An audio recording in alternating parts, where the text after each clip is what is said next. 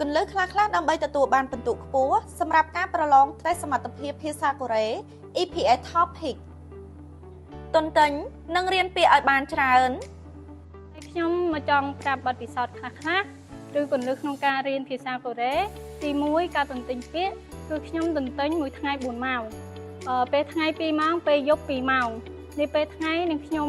រំលឹកពាក្យចាស់ៗដែលបានរៀនកន្លងមកហើយនេះពេលយប់នេះខ្ញុំទន្ទិញ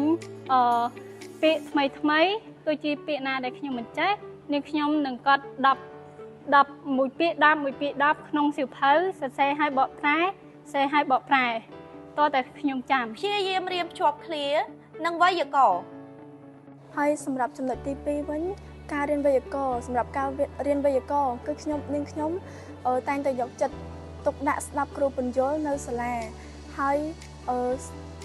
ស្ដាប់គ្រូបញ្យលឲ្យបានច្បាស់នាងខ្ញុំបន្ទាប់ពីមកដល់ផ្ទះវិញគឺនាងខ្ញុំធ្វើការរៀនបន្ថែមខ្លួនឯងតាមរយៈ YouTube ឬក៏ Facebook ហើយធ្វើការកត់ចំណាំវាឲ្យបានច្បាស់ខិតខំរៀនវិញ្ញាសាបន្ថែមចំពោះការរៀនវិញ្ញាសាខ្ញុំបានរៀនរយៈពេល3ខែការរៀនវិញ្ញាសាខ្ញុំបានរៀននៅសាលាហើយបន្ទាប់ពីរៀននៅសាលាខ្ញុំបានរៀនបន្ថែមនៅក្នុង YouTube និង Facebook ជាដើមកុំភ័យខ្លាចហើយស្ដាប់ការណែនាំនៅក្នុងមណ្ឌលប្រឡងពេលដែលចូលមកដល់ប្រឡងសូមអ្នកទាំងអស់គ្នាស្ដាប់ការណែនាំរបស់លោកគ្រូអ្នកគ្រូហើយកុំឲ្យផិតភ័យយើងធ្វើអារម្មណ៍ឲ្យស្ងប់កុំឲ្យមានការតក់ស្លុតហើយដល់ពេលយើងអារម្មណ៍ស្ងប់ទៅពេលយើងប្រឡងទៅអារម្មណ៍យើងមូលគឺយើងមានន័យថាយើងស្ដាប់ទៅយើងចាំយើងអាចជ្រើសរើសចម្លើយបានត្រូវ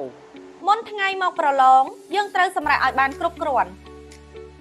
មុននឹងថ្ងៃប្រឡងយើងត្រូវហូបបានគ្រប់គ្រាន់សម្រាប់ឲ្យបានគ្រប់គ្រាន់ហើយដល់ថ្ងៃប្រឡងយើងត្រូវមកដល់មណ្ឌលប្រឡងទាន់ពេលវេលាដែលបានកំណត់កុំភ្លេចណានៅថ្ងៃប្រឡងត្រូវមានអត្តសញ្ញាណប័ណ្ណឬលិខិតឆ្លងដែនច្បាប់ដើមនិងមកបន្ទប់ប្រឡងឲ្យបានទាន់ពេលវេលាសូមជូនពរបងប្អូនទទួលបានពិន្ទុខ្ពស់ក្នុងការប្រឡងគ្រប់គ្នាសូមអរគុណ